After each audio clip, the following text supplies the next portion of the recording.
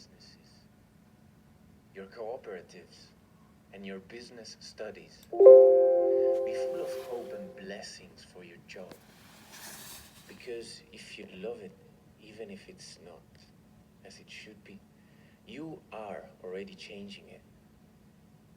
The economy changes by doing it and by studying it, but first, by loving it. Francesco new economy will certainly arise also from your indignation and your dissatisfaction. But above all, it will arise from your love. From your ability to transform indignation in the face of a wrongful world into a shared commitment for a better world. Hello everybody and welcome to Assisi. Welcome back, guys. Welcome to Economy of Francesco. We welcome you to the second day of the Economy of Francesco with these words from the scientific committee of the event. Some members are here with us in Assisi, including the coordinator, Professor Luigino Bruni. We'll hear from them tomorrow. Guys, today's is very intense, so we must be very good at timekeeping. We also take this opportunity to thank the event technical partner, Kaleiden, all the technicians, the volunteer, and the center of the Focolare movement for the support to broadcast the events, for the streaming, and the translations. Thank you for this wonderful work. A few months ago, the organizing committee of Economy of Francesco received a letter from Giovanni Barzago, an inmate at a prison in Milan. Giovanni asked to be able to present his project and make an appeal during the Economy of Francesco event, to be able to present also this on behalf of the other prisoners. We had prepared a link from the prison for him to tell us about the project directly, but the COVID emergency has made it impossible. But we want to read his message. The project stems from my experience in this prison. Once they have served their sentence, prisoners often find themselves without anywhere to stay, and above all, without a job that enables them to live honestly. The heart of the project includes two measures. One is of a political nature, and one of an economic nature.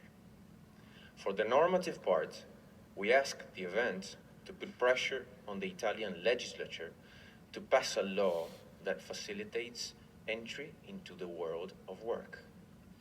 A law that provides the obligation to hire a prisoner near the end of their sentence, or who ends their sentence in an alternative way. It would also be necessary for the summit to promote a request to the ministries concerned to offer more professional training with qualified teachers. For the financial part, the Economy of Francesco is asked to support the establishment of a procedure along the lines of what the Ambrosiano Fund of the Curia of Milan used to do, allocating part of their profits to help meet the immediate needs of an inmate once released. Companies should be able to hire trustworthy prisoners and former prisoners and obtain tax discounts. These jobs should not be limited to things like tomato harvesting, but start from there to move on, for example, to jobs such as the tertiary sector.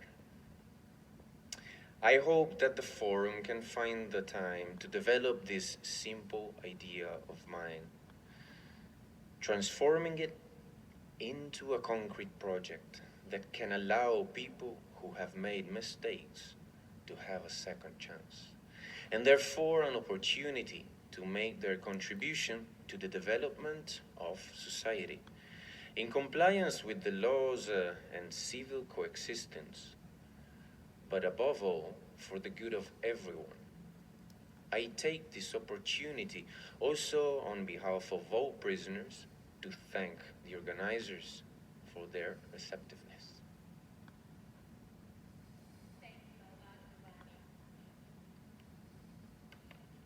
Thank you for your proposal.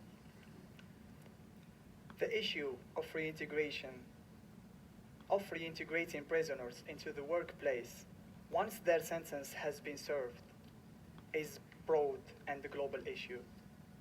Project LEA is a social enterprise based in Indianapolis in the United States. Thanks to John Mandel and Elizabeth Walla for telling us about this project.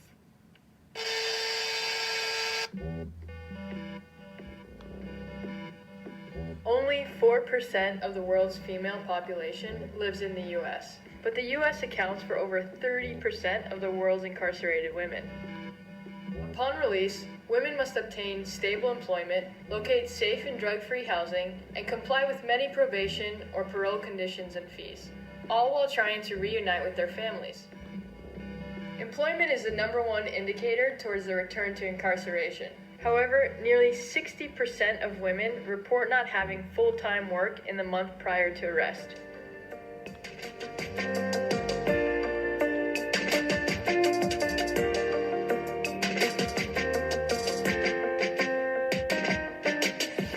Project LEA provides meaningful employment opportunities to formerly incarcerated women through an innovative and collaborative work environment, teaching them how to transform reclaimed materials into beautiful home furnishings and decor. When the women arrive at Project LEA, they carry with them the impact of incarceration, the impact of a criminal justice system that, even after serving their time, imprisons those marginalized by race, class, and gender. By giving materials a second chance to become something different, something unique, something more, we are giving the women an opportunity to rediscover their own value, improve their social skills, and find the support and network they need to become self-sufficient and valued members of society. Named after Leah Burnett, a woman who dedicated her life to building bridges between people of different races, cultures, religions, and social backgrounds, Project LEA strives to continue a narrative of inclusive dialogue and economic justice for formerly incarcerated women.